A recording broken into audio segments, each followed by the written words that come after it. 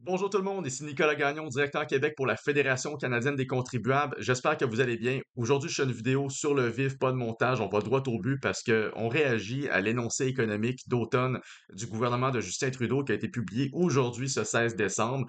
Comme vous le savez, ça s'est fait sur un fond de crise politique à Ottawa, entre autres avec la démission de la vice-première ministre et ministre des Finances, Mme Chrystia Freeland, tout juste une heure avant le début du huis clos médiatique en vue de l'énoncé économique. Donc, ça s'est possiblement jamais vu dans l'histoire du Canada, mais ça démontre à quel point la question des finances publiques est rendue extrêmement polarisante à Ottawa. Et c'est pas pour rien, en fait, parce que cette démission se fait suite à un litige par rapport à la question des dépenses du gouvernement fédéral. Et comme on a pu le voir dans l'énoncé économique, eh bien, les dépenses sont au rendez-vous, mais pas le retour à l'équilibre budgétaire. On continue à accumuler des déficits plus importants que prévu. D'ailleurs, pour l'année 2023-2024, donc pour l'exercice financier qui a pris fin en mars dernier, le déficit, on a appris qu'il était finalement pas de 40 milliards, mais plutôt de 61,9 milliards, pour pas dire 62 milliards. Et cette année, au lieu d'avoir un déficit modeste sous la barre des 40 milliards, donc on chiffrait ça aux alentours de 39 milliards en avril dernier, ben finalement le déficit cette année, ça va être aux alentours de 48 milliards, donc presque 10 milliards de plus que prévu. Et clairement que si on prend juste ces 2 années-là combinées, c'est 110 milliards de dollars en déficit sur 2 ans qui ont été ajoutés à la dette du Canada. Et pour faire un petit retour là, sur la dette du Canada qu'on a vu doubler au cours des dernières années, elle est passée de 616 milliards en 2015-2016 à 1250 milliards en 2024-2025. Et c'est parti pour continuer à augmenter tant aussi longtemps qu'on n'aura pas de retour à l'équilibre budgétaire. Mais cette dette-là, elle nous coûte beaucoup d'argent. Cette année, c'est 54,1 milliards de dollars qu'on paye en intérêts sur les services de la dette, donc pour couvrir les intérêts de la dette sur une base annuelle. Et en fait, quand on compare avec le reste, il faut se rappeler que le gouvernement fédéral prévoit aussi aller chercher via la TPS cette année 54 milliards de dollars.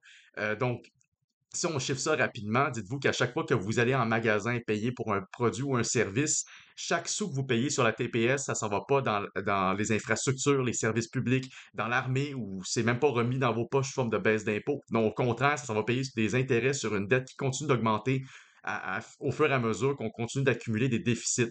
Et à Ottawa, malheureusement, ben, le retour à cet équilibre budgétaire pour qu'on mette fin à cet endettement chronique sur le dos des générations futures et donc des futurs contribuables, ben, malheureusement, ça n'a pas lieu. Cet énoncé économique en est une parfaite démonstration du fait que les finances publiques du Canada sont dans le rouge et risquent de l'être pour encore très longtemps.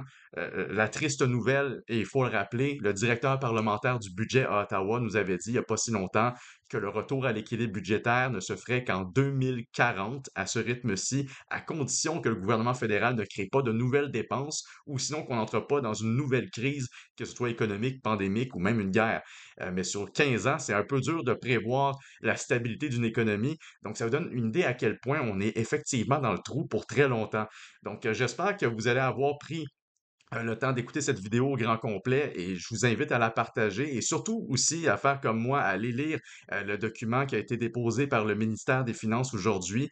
Bien sûr, il faut rappeler que l'énoncé économique va être soumis à un vote sous peu. Ça n'a pas encore eu lieu au moment de publier cette vidéo. Donc, il se peut que certaines choses dans cet énoncé soient modifiées, mais il faut rappeler une chose. Pour l'instant, le gouvernement fédéral dépense sur le dos des générations futures, dépense votre argent sans compter et fait preuve d'aucune forme de rigueur budgétaire. Il est temps que ça cesse. Donc, je vous invite à partager, à signer la pétition que j'ai mis sous cette vidéo et s'il vous plaît, aidez-nous à faire en sorte que le message rejoigne le plus grand nombre de Canadiens que possible pour qu'on mette fin une fois pour toutes à ce manque flagrant de gestion et de rigueur dans la gestion des finances publiques du Canada. Merci.